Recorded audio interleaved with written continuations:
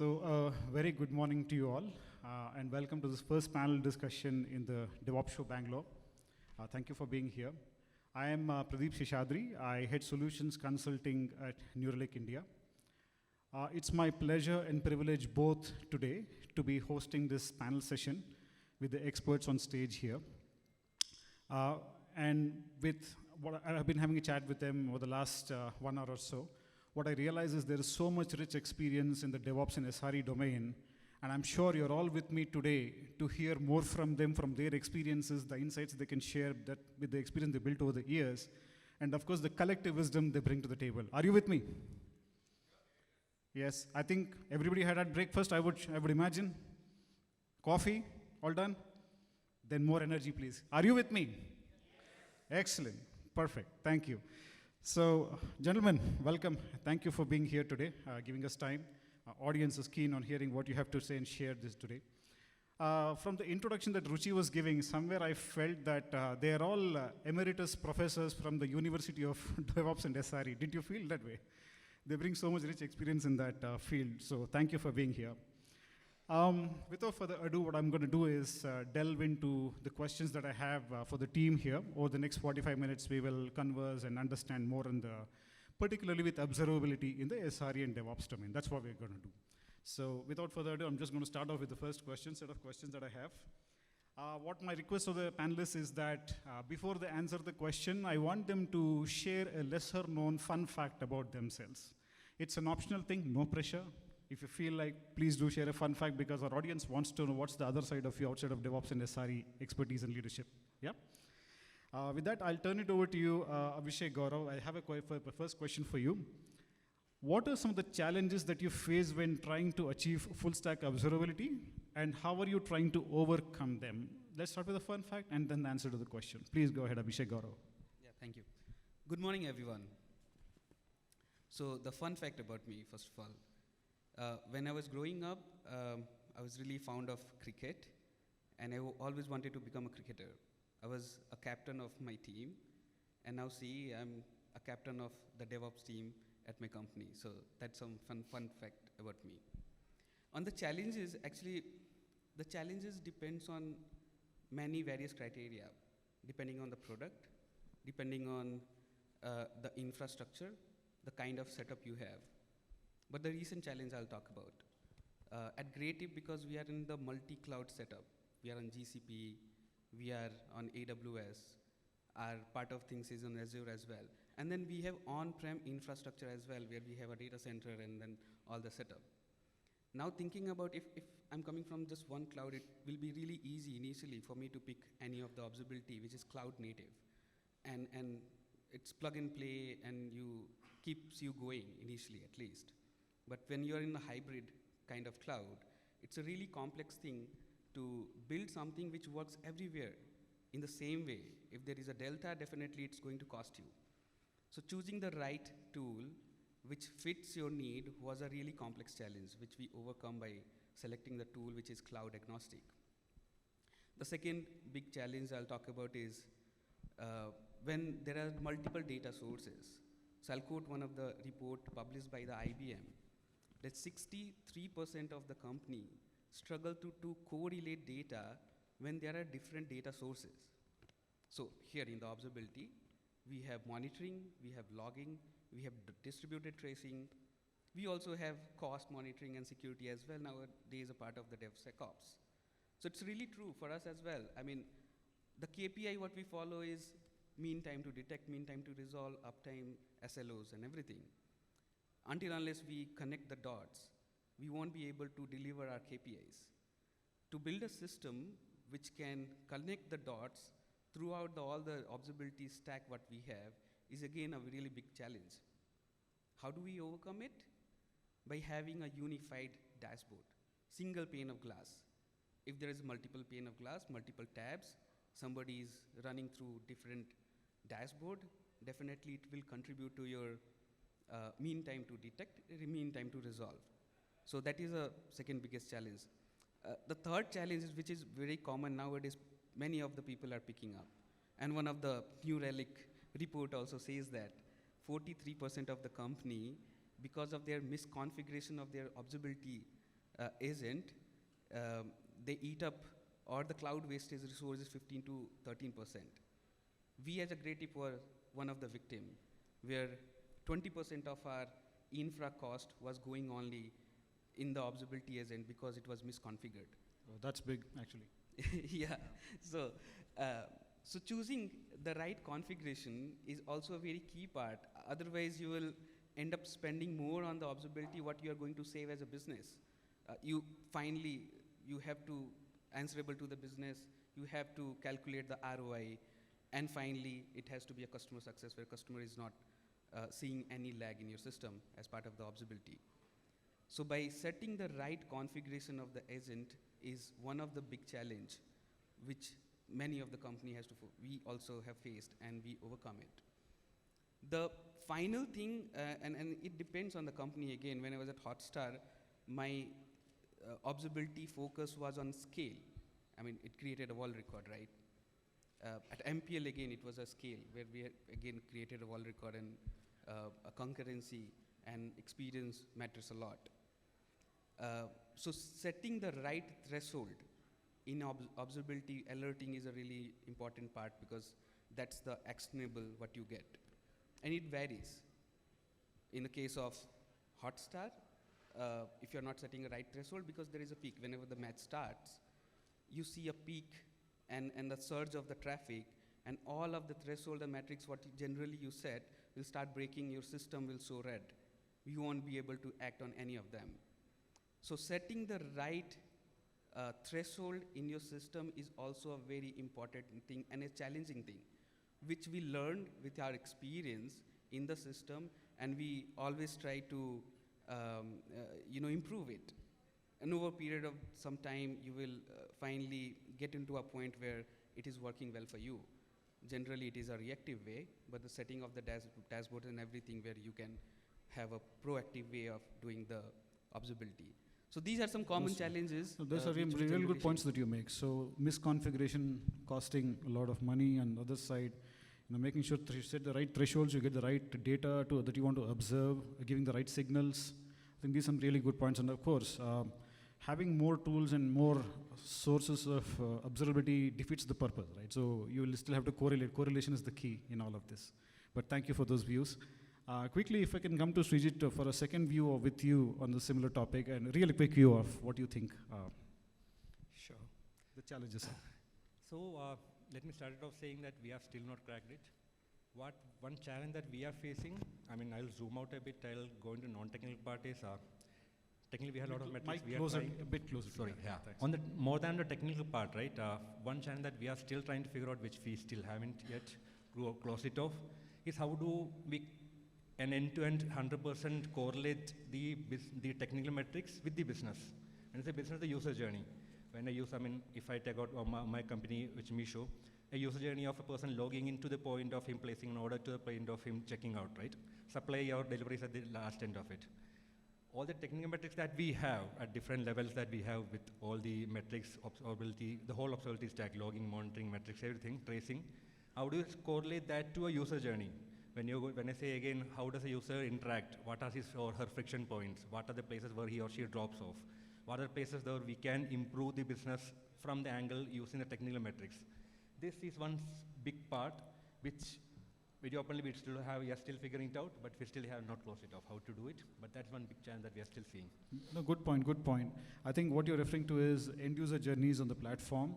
End of the day, and you're a B2C platform, if I'm not mistaken. So I think the experience of a user with the platform day to day makes a lot of difference on retention, on revenue, etc. And how do you track that today effectively is what I thought you were alluding to. One of the things, I'll just want to add a quick note here. One of the things that at Relic, what we do is something called path point. Path point is the ability to map a business process which is known to the business users more, like how is your user journey defined in terms of a business process, and mapping that to technical aspects or entities below that, maybe microservices, containers, databases that are actually supporting those milestones in the user journey. So that's something we are helping customers today to map that entire end-to-end user journeys, just FYI. But good views, thank you so much for that, helps a lot. And today, I think most of you probably will agree that end user experience has become key. It's like people, like you and me, that the companies most care for and what we experience from the platform. And giving us the best experience is probably one of the key KRAs of all of the enterprises today, right? Second, I'll move on to you, Binoy, with a question. How can organizations effectively implement observability practices to enhance incident response and resolution times? Both of these are important. You spoke about MTTD, MTTX, which all ties down to incident response and resolution times. How do you think that's working? Yeah. Okay, so firstly, good morning, everyone. Thanks sorry, for coming. I'll have to go, my bad. Fun fact, and then. Yeah, that's fine. So firstly, I'll share some fun fact. In fact, I would rather call it as fun and fitness. I'm a cyclist and marathoner, and what made me get there is my weight. I used to weigh 78 kgs, and that was the observability that I started for myself. Okay. Self-monitoring metrics, right? And I had to reduce it to 65. So only either I could do it inorganically or organically. So I did it organic way, and I ran, and I reduced my weight. Okay. So thanks. Now coming to the real thing, incident management. Now, if we think about incident management, anything can be incident, right, in an organization. It could be related to infrastructure, it could be related to application, it could be related to even finance, or it could also be related to people, right? So now when we do the incident management, it is very important, first you understand what is that goal you are trying to achieve as an organization, okay? If you talk the observability part of the incident management, you need to build a system which will give you right information in the right time. It should not be scattered, and you should not hoover around places to search for the information, okay? For that to happen, there needs to be certain hygiene that you need to maintain, okay? And that hygiene is primarily related entirely to the data. So how you tag it, then how you kind of put things in the log. Generally what happens when somebody adds anything to the log, right? They add everything.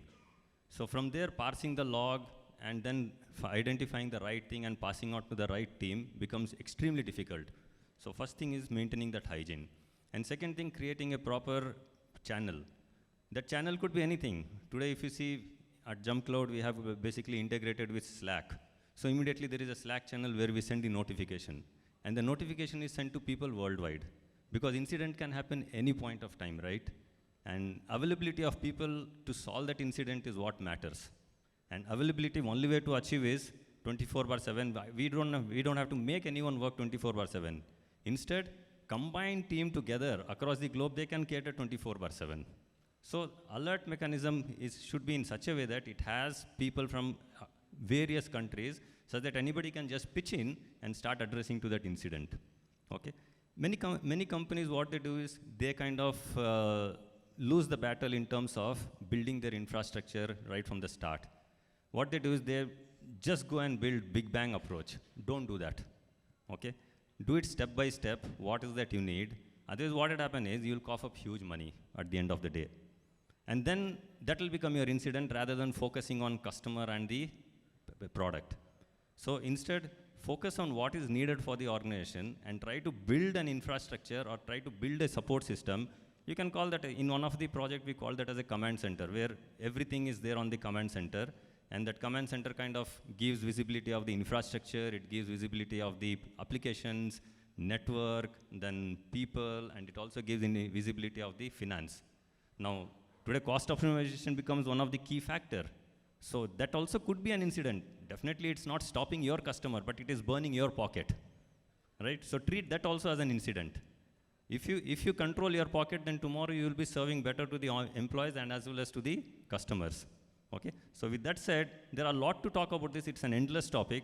Anyways, we can anytime catch up over lunch or coffee if you want more information, and definitely we can deep dive into this. Okay, yeah. Thank you, Binoy. What I'm taking away is don't go with a big bang approach. Start small, understand the needs, and be dynamic and agile enough to take on the new requirements, right? And yeah, having a support system, making sure globally you're able to address not just one location, spread that risk is probably something that you're referring to. Thank you so much for the view. What I'm going to do now is next to move to Sandeep Pandey. Sandeep, looks like I'm in Marathalli and you're in Yalahanka. Can you see the Air Force planes, Aero Show next to you? We are separated by such a distance that it looks like we are in two different localities. Yeah. But anyway, coming back to the question to you. The question for you is, how can teams ensure that observability practices align with business objectives and deliver tangible value. And I'll tell you why I'm asking you this question. A lot of customers that I speak to find that a platform works well for them more from an operational perspective. They're able to meet the, monitor metrics, get the insights they want, etc. But when they go and they have to make a case for more budgets and try to convey the value, they find it a bit hard, which is where the question is coming from. How do you map that value? But over to you. Let's start with a fun fact and then we can answer the question. Yeah. Thank you, and good morning to everyone. So, a lesser known fun fact, I love trekking, right? So I've done 5 of Himalayan treks. I'm going next month also another one. I mean, while it looks that I'm avid trekker, but there are some moments where I realize that I'm paying for this, right? There are days where you see that you're troubled so much that is it worth or not? But at the end, it is worth. Obviously, everyone should go there. So that's something which I would give everybody in this room. Now, coming to the question, right? I'm happy that I got this question right. So, what I've seen, right, and when I was doing my 0 to 1 journey, when I was doing 1 to 10, 1 to 100, and luckily I have done beyond 100 also in AWS, right? So, I did not find any any document out there or any talk about how do you define these things for all these level of companies, right? For a 0 to 1 company, if you tell them that you have to define your SLO, SLI, the poor guys still trying to figure out what is my MVP, right? And if you push them to do SLO, SLI, that is like really hard on them, right? So in my head, every company has to define on what stage they are and what is important for me. For example, for a 0 to 1 company, if my server is up and running for 95, 96% times, I'm happy that customers who are trying to book something are able to do it, right? For 1 to 10, okay, I need to now focus on my conversion. That means I need to basically figure out what are my happy flows and what is the uptime of my happy flows, or what is basically my conversion, or what is my guarantee of those happy flows. I don't care about this can be a controversial, but probably customer support at this point in time in 0 to 1. Okay. From 1 to 10, right? So from 10 to 100, I need to care about my customer support. I need to care about my conversion funnels. I have to also, 10 to 100 or probably just above 100 is where Practo is, right? Where we care about our SLO, SLI, MTD, MTI, all this resolution time, detection, everything is important for us, right? And we measure that. When it comes to companies like Amazon and all these companies who have gone past these things, right? For example, I was part of AWS cost team. There, even one single rack, if it is not able to get purchased or get delivered or ordered, right? That was a problem statement for me. So we have to figure out, because one single rack is value of $500K or $1 million, right? So that's the value of observability which you kind of have to put in place based on the level of business where you are, right? So now, when you try to put this place, it comes at a cost. It comes at the involvement of both in terms of tool cost and people cost, right? So if you want to run for 0 to 1, you don't have budget to hire probably 10, 15 people. But if you want to do for 10 to 100, you do have budget. So build systems for those things, right? And then, as he just mentioned, right, how do you get these budgets, right? So one of the favorite things which I have been doing at Practo and beyond, right? So I have been trying to figure out and working with a lot of people also, figure out what is most important thing for them in business. And any tool or any new DevOps guy which you kind of hire, what is the KPI or what is the key objective which you want to support for that tool or for that person, so that the budgets can be approved easily. And of course, you have to measure it. You might not be successful 100% time, but you have to take that bet and proceed, right? Third thing which I want to mention, right? So one of the things which which as a DevOps professional we try to do is, our customers is usually developers. That's not true in my head, right? So the more you kind of open these things to business, the more you explain to the business that this is my service, this is my golden flow, it is up probably 99.9%. If you give me budget, I will basically give you another 100 transactions. That is really, really worth, right? Because 100 transactions for Amazon, it is like 500K into 100, versus for Practo, which is like maybe 2,000 to 2,500 into 500. For a 0 to 1, it will be existence, right? So those are things which we have to kind of identify and put it out in there in business. And sorry, the last thing which I want to mention is basically building a flow, which Vinay just skimmed through, right? So you have to define your channels. When you find out, it is not always the DevOps team which can solve it. in my experience, what I've seen is it starts from DevOps, and it ends probably at customer success or even at the account management level, right? So you give a feedback saying that one of my hospital is not adhering to XYZ because of the integrations, they are not adhering to integration. So my systems catches, and then eventually we have to push it to ACM so that they talk to their IT guys, and then there is a meeting, and then we kind of figure out what is the right model to get implemented. No, that was a very nice illustration, Sandeep. I think what we see also from our side when we meet customers is the best way to tie these things is to a tangible business metric. So what is it you care for? More revenue, reduced churn, increase customers getting onboarded, new customers getting onboarded, more monthly active users. So it has to be tied to something that the business really cares for. And that's when the tools, the platforms that we use for observability make more meaning. That's so to know how they're supporting business. But thank you for those views, really helps. What I also want to, at this point, share one example. I recently met a customer of ours, and I was asking the same question as to, look, they're a happy customer, but I wanted to understand what exactly that happiness, how do you define that happiness, right? What has it done to you in terms of your business that you want to, you like the platform? I got a very good answer. Probably I could not have asked for a better one. What they said is that they are into communication as a service, and then towards the end, what happened, there is, we all get our deliveries through all of these commerce platforms, online commerce platforms. In the end, if you see when it's actually getting delivered in the last mile, you actually get an OTP with the person delivering it to you. And that's the most critical part. So you have to offer the OTP, that's when it is considered delivered. The problem they had was it was so disparate in terms of observability, they were not able to track that well. As a result, there were delays, and it was also leading to some malpractices, like some malpractices around delivery, etc. So what they said is, once we have this platform, we started using this, now we have entire clarity, and we're able to tell our principal that where the exact problem was. Why was a message not sent, not received, or OTP not received? And that's how we quantify the investment in the platform of what we are doing. And this saves us a lot of money and reputation, basically, right? But thank you, thanks for the view. What I'm going to do now is I'm come to Shiva for a secondary view on this one. The same question in second, what do you think about? Yeah, I think, just to add to that, I mean, for me, when it comes to observability, like one of the things as leaders, when we invest in all this tool, which we struggle is, where do we stop? Or have I achieved my nirvana state in observability? When it is start delivering business value, and what sort of business value, right? One of the yardstick which we generally use is, there are use cases which I know where I need visibility today, right? These are the things which I go to the tool and then get it out. But then when you think about, okay, there are some things which happens on the field or in the business where I don't have enough visibility, or my application or software is not instrumented enough for me to bring in that sort of visibility, right? And then what is the time it takes for me to get that insights? Is it, if it's typically going to follow that traditional cycle of, okay, saying from a business team, hey, I need this metric, can you make sure, you pull me out? Then you go to your engineering teams and developers, they instrument the code, then, you wait for the event to happen and all those things.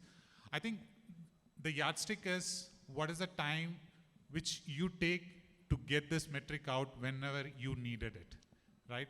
See, the best thing is if you can cover all your unknown, but that's practically impossible in today's world, right? But then if you have this multidimensional thinking about your business and business needs, and make sure your observability tools can surface it out, right there when you need it, I think, that's going to be the nirvana state. Probably the next level to it is, something called as, personalized observability. I think we'll get to it, in the coming sections. Perfect, sir. Thank you. Really good views around that one. What I'll do now is move to Abhishek Ranjan. The question for you, Abhishek. Again, I don't know, I've been missing fun facts. That's a fun fact that I've been missing fun facts about you all. Blame it on me, okay? Abhishek, the question for you is, with that all-pervasive AI, and ladies and gentlemen, you all know that, today, even at home, I don't think there's a day that goes by without saying AI or thinking about AI, right? So AI is everywhere. So with the all-pervasive AI, what use cases have you thought of or have implemented in your SRE DevOps practice, and particularly if you take to observability, if there's a sense of observability in that? Hey, good morning, everyone. I think before I start, I'll start with a fun fact. Yes, please. I am an avid musician, played guitar for a long time. I've been playing now for about 15, 16 years, Wow. slightly more, I guess. Yeah. I'll actually tell Quantic next time you're on stage, we'll also set aside 5 minutes for guitar. Yeah. Yeah. Don't mind. Maybe we'll have the crowd make more noise then. No, it's music, I'm sure. So yeah, I mean, that's an outlet generally sort of allows me to have a little bit of alone time. It sort of allows you to calm your mind down between a lot of chaos that you have with larger systems. On the AI part, I think there are two parts of the problem itself. One is with LLM sort of becoming all the rage in the last couple of years. At Apna, I think we have been one of the first few companies who have productionized a lot of our LLM use cases. There are, I think, two aspects to it. One is how do you implement it in your SRE and DevOps practices? And I think the second thing is how do you add observability to LLMs itself, right? I'll take both of them. Sure. So one of the main things that we wanted to do as sort of LLMs have become bigger and bigger, and new frameworks like Agentic and others have come through. One of the challenges that we wanted to solve was to solve for the load on our DevOps team. At Apna, we have grown at a breakneck speed. We started in 2019. Today we have about 60 million users on our platform. We also have about over 1 million daily active users. That's massive, actually. Yeah. So we get a lot of, and million recruiters who, lot of job applications every month, right? So, and since we've grown at that speed, I mean, like Sandeep talked about, I mean, our 0 to 1, 1 to 10, 10 to 100 has been pretty quick. So a lot of times we have not had the right opportunity to implement what we should have implemented when you move from 0 to 1 to 1 to 10, or from 1 to 10. So generally a lot of times we've been one step behind or trying to play catch up, right? I mean, today we are in a much better shape, but that's sort of been a journey. One of the challenges we have seen is both in terms of DevOps, that as your team incrementally grows, a lot of your DevOps team also grows. There is a lot of times there are problems that are escalated to DevOps and a bunch of these people, and then it gets stuck, right? Especially if you're trying to move at high speed, I have heard engineers say a lot, it's a DevOps issue, DevOps is taking care, and then it sort of ends. So that was the problem that we wanted to solve in the current age. We wanted to take up all the tribal knowledge that is over our Slack channel, Confluence pages, about how a particular issue needs to be resolved, and then enable a lot of developers to solve a lot of these issues themselves, rather than it being a to and fro channel where you're giving an issue, somebody saying, okay, do this, I'll take care. To reduce that cycle time. That's a product that we have built internally, and we have been using it. So it's a product that's connected to our observability tools, our log management tool, our Slack channels, Confluence pages, a bunch of documents, and it then answers all the developer questions if they face a particular issue. So a lot of times if they have build failures or other issues in terms of deployments or monitoring their log, they can actually talk to a chatbot, and only if it's really important that it needs a human intervention, then they can escalate the issue to DevOps. That has reduced our load on the DevOps team a lot and increased the cycle time a lot. So even if there is some product that needs to be deployed late at night, you don't really need everybody to be available. So that's, I think, one thing that we have done. We are looking at a bunch of other things about how a lot of these frameworks can allow us to do things around capacity planning and our security. So we do observe a lot of spikes at different points of time. We do see that at certain times you want to increase your system, then you can decrease it. How do you not have a heuristic model, but a more intelligent one which can tell you what to do, what not to do? That's something that I think will be important. On the second part is where we have had a lot of challenges, we are still trying to solve them, was that when we did launch our LLM products in the market, the challenge itself was stability and observability of that. even OpenAI today is down half the time. Like, you can't really, it's down a lot. So how do you manage that? And also how do you add a layer of security? Because we deal with a lot of PII data, we have everything about the customer, about the candidate, the employers, all the data. So how do you deal with that? So there, I mean, we have tried to use our traditional tools, tried to add LLM observability to it, but I think still a long way. How do you figure out where LLM is down? How do you take care of a backup for that? How do you take care of data leakage? How do you monitor that? I think those are the challenges that that are still there. We do manage it by redacting, doing a bunch of things around that. And while training model, how do you clean up the data? So we do a lot of work around that. But I think it still is a long way in terms of observability and alerting you at the right time around latencies and everything else. Because LLM latencies again are very fluctuating, unlike regular systems. So how do you take care of that? So these I think are sort of the two main parts of it. What I believe that going forward as we move on, the way the technology is moving fast, the context windows are increasing, it can consume more and more data.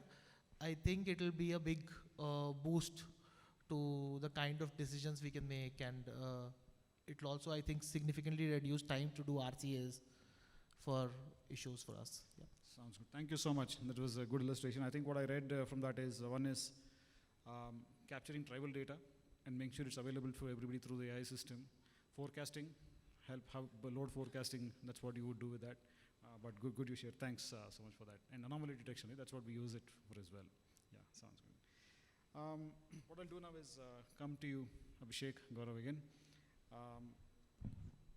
What role does data visualization play in improving observability of complex systems and applications? Needless to say, systems are getting complex today with the advent of multi-cloud, multi-tier, different architectures at all levels in full stack. So what do you see there in terms of data visualization having importance there? Yeah, man, it's a backbone of observability. The data visualization, especially in today's world.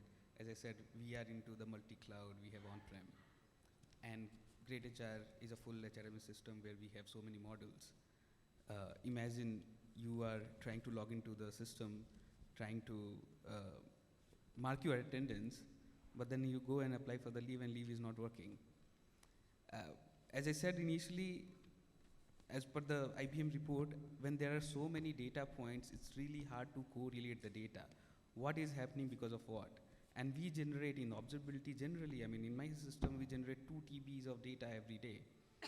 Imagine visualizing it and then doing our KPIs, which is mean time to detect and mean time to resolve. Without this data visualization, we won't be able to meet our KPIs. As simple as that. With our effort, when we started doing this visualization, created more and more dashboards, we have cut down our mean time to resolve by half. This is what the impact the observability has. And that's a good business impact too. If really you can good business impact. I mean, it always also directly related to the customer experience and the success, and also reduces the churn rate. Customers are not happy, and most important part of any of the business, customers. If they are not happy, they feel that the product and services is not up to the mark, not performing well, definitely they are going to leave, no matter how good your product is. So the visualization plays a really critical role to see what is going on in your system and react fast.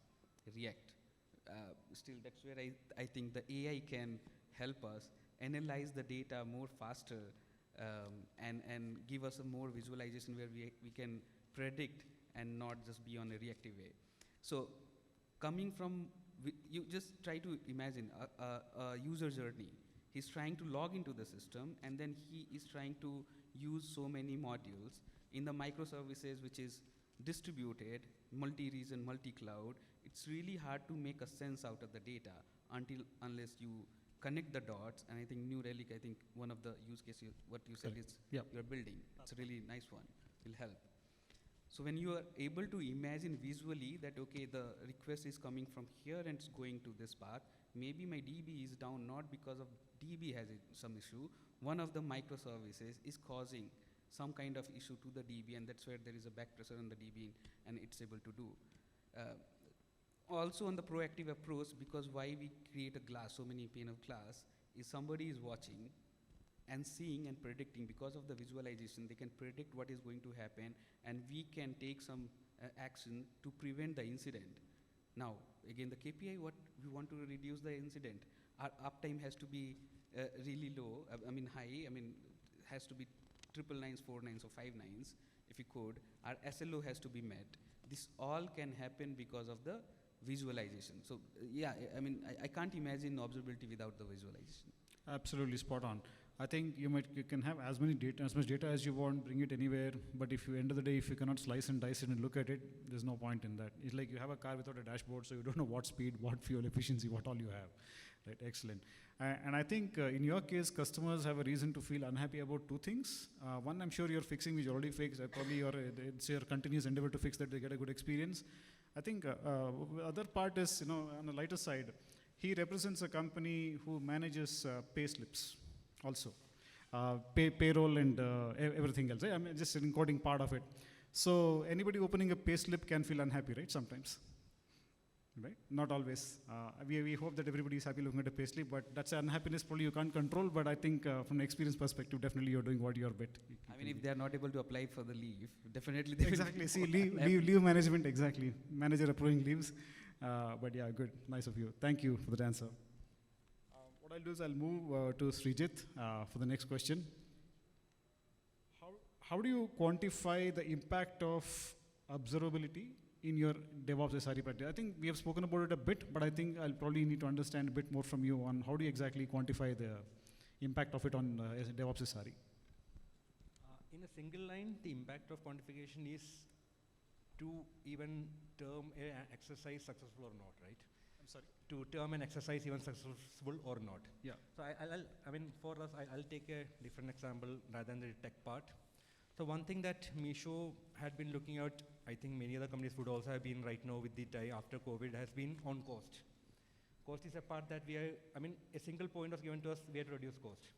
Now that's a very subjective part, right? How do you even track? Are we even on track? What are we going to do? And then if we all know, maybe slightly controversial, as my panelists were saying, the infra engineering is always looked at as a cost center, right? We do not bring business. Right. We do not add value to the business in terms of dollar money. But then, as the adage says, every penny saved is penny made. Yep. And that's where we try to get in. So at Meesho, what we do is, right now, we have this point called IRR, individual return of revenue. And each and every project in our OKR is given a chance only if they are able to prove an IRR positivity, right? And if you also look at CM2, which is cost to margin, server cost is one that comes under CM2. Okay. And that's one major bucket where we get a playground to play on, right? So one part we took out was to reduce the cost, server cost. We didn't have any idea how. The first point was to even identify how do you even task security, take care of cost.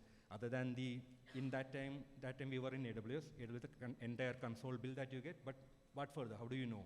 What we did was, we had two options. One was app open. We all know infrastructure at the end is a ping, a server ping coming into us, right? It doesn't matter if it's order placement or an app open. And for any e-commerce company, app opens are the highest rate. Maybe 1:10 ratio of an order getting converted. Correct. We said app open is something we'll look at. Then we also understood maybe that's not the right answer because revenue at the end comes from delivered orders, right? Not app open. So we had to relate with delivery. So at that, long story short, we decided we'll go with CPD, which is cost per delivered order. Right? That's a good way to look at it. And that is where we said, okay, this is a metric now we have. That helped us to a very good extent to understand what are we going to track. Now that we quantified that, then we started quantifying what is our current CPD, right? With the AWS bill, we convert that into bill. And we had, I don't want to put the amount out. But the end of what we ended up with was, in a 2-cycle R2R, we have OKRs, 2 OKRs is 1 R2R for us. We ended up saving 70+, close to 75% of our infrastructure cost. That's big. That's big to the point that now this goes and, so if you all know, Meesho does monthly sale, right? All the price drop that we have is majorly fueled by the server cost initiative that comes in. Okay. So that way, if we had not quantified, how do you even mark it successful or not. And only then could be even successful is the last part of it, but how do you even track it? How do you know which is the cause and the way to go and attack on, right? So quantification as such Great is example. one major thing that we have to have. Great example. But thank you for sharing. Really good, as practical as it gets. Binoy, if I can get you in for a quick view on that one. Question is, how do you quantify the impact of observability on SRE DevOps? If there is a view that you want to share quickly. Yeah, sure. See, firstly, I recently joined Jump Cloud, but nevertheless, they are into the directory as a services. We are. So when you talk about directory as a services, you can always relate with any of the AD providers. It comes with authentication and authorization, which means millions of users hitting your server on a daily basis. Yep. Right? When that happens, there could be anomalies, there could be false positives, anything of that kind. So keeping track of, let's say you talk about the TOTP itself. If someone keeps clicking, there are so many TOTPs generated, right? Now you have to keep track of that and see which was being used at that point of time. That will give you a lot of anomalies, and in fact, in today's world of infrastructure, right? It has moved from on-premise to either hybrid or cloud. That actually attracts new challenges. Okay, in one of the projects, what we did, we kind of moved infrastructure completely from on-premise, typically from private cloud to public cloud. When you're moving, you're not just moving your infrastructure, you're actually moving the challenges, and you're of course coming with a new challenge. And you're getting into unknown territory. Here it is your known set of problems. Yeah. With that comes a lot of tracking and monitoring, and that exactly the challenge that we also faced, and for which we have a visualization tool. And there is a saying, right, data is the king. So we have to kind of maintain the data and ensure that each of the data parameters that we are using gives the right input, and exactly it points to the problem that we are trying to solve. Okay, so what I would say is, when you play with data, right, synthesize it properly and make sure that the data is in a right form and right format. Okay, otherwise you'll spend endless time actually just reading the data but not getting anything out of it. 100%. I think it's finding a needle in a haystack. If you call observability in a way, it's like, what's the most meaningful information you can pick, because data is there and there's no dearth for data. True. How do you really slice and dice? That's the art in the profession, right? In the trade. Right. Yeah. Thank you, Vinay. I'll come to you, Siva, for the next question. What are the emerging trends and technologies in observability should DevOps, SRE practitioners, leaders look forward to for making it more successful practice in the future? So what do you think? Yeah, I think probably I'll start with a fun fact. Maybe it's also related to please. observability. Right? I used to play lawn tennis on weekends. I mean, I was okay-ish player, right? I go participate in tournaments and all those things. Was okay, go to first round, second round and whatnot, right? And then, you Google around how to improve your performance and whatnot. You then see, okay, you need a lot of tracking tools. You get your Fitbit, right? Smart shoes, and also a device which tracks, how speed you swing the racket and all those things. So I got those. And obviously the natural expectation is, once I get it, obviously your performance would be lot better. From the next time onwards you go to any tournament, you will turn out to be the winner, right? In reality, this is exactly what happens in organization, or even in my previous implementation. We buy a tool, install, configure, boom, okay, everything is solved, all the problem is solved. In reality, that does not happen. And in reality, it also same, it's not that I started winning tournaments. It's all about how you collect those insights, put your practice in, day out. And the similar way for all your tools, it's just not getting the tools, right? You need to make sure, understand the use case, what you got it for, and then continuously track and follow. That's when you can, make it better, right?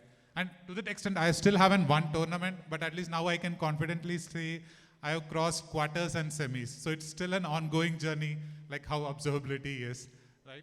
Anyway, coming back to this question, I think in terms of future trends, maybe I'll leave it with you with 3 thoughts, right? The first one, they always say, single data point can only reveal so much, right? When you have millions and billions of data points, it can help you to stitch a story together. It can transform companies. It can transform industries, right?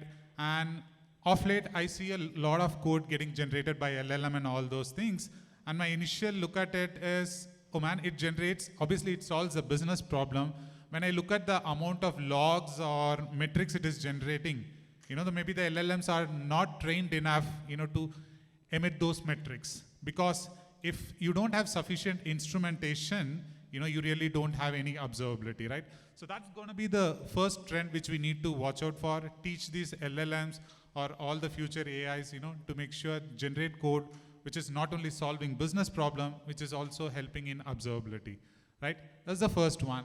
And second one is, once I get all these things, what I call it as personalized observability. Today, if you look at it, majority of the users for the observability platform tend to be a lot more on the technical users, right? Maybe we need to uplift the conversation and introspect ourselves. How many of our business users are logging into our observability tools and checking what's happening with their business? Maybe it could be account reps. It's a very pertinent point, actually. Yeah, it could be account reps or sales engineers, right? What's happening to their customers, right? What is their value and all those things, right? So that is what I call it as, personalized observability, which depending on the persona of the user, right? Be it an engineer or a manager or a salesperson or a C staff, it gives you the relevant details, right? And third one, I would say this is more on my wish list. It's, observability on autopilot. I mean, if AI is not there in any of this, I'm sure, people would have now gone to Sutta break or tea break, whatever, right? With AI, now it is going to be possible to put observability on autopilot. What I mean by that is, instead of, right now with observability, we are trying to find a needle in the haystack, to be quite honest, right? We go search for something and with all millions of data points, it gets us this, right? Imagine with AI, a lot of these can happen automatically, and with intelligent LLM, where it observes your application and then go fixes your application. In all this process, make sure your business is safeguarded, right? So I would kind of leave it at those three in terms of, the future. Making sure we have more data points, personalized observability, observability on autopilot. I really like all the 3 points. Personalized is really good because often when we see, a lot of enterprises think that observability is for technology people, SRE DevOps, absolutely it is. But I think there's a lot for business teams also to derive from that. Business leaders can derive a lot of intel because it's a data lake after all, right? If you can process it well, you can really take a lot of inputs out. But thanks.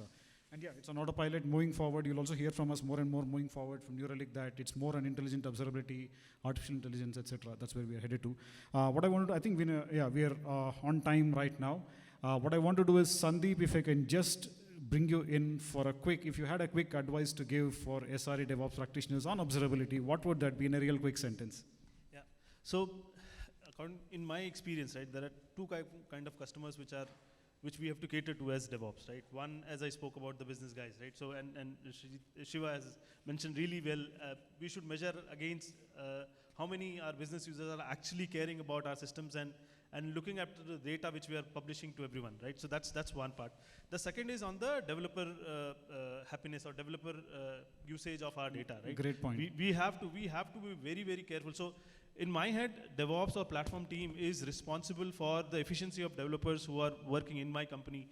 They are responsible for basically autonomous of how things can go on production, right? So in my head, if you care about these two customers, define KPIs for these two customers separately, because there may be overlaps, but they are starkly different. So for example, the developers who has joined in the company, has 2 or 3 years experience, does not care about business as much as a business guy. What you say is spot on, spot on. What we see also in companies is engineer-developer toil is a big thing.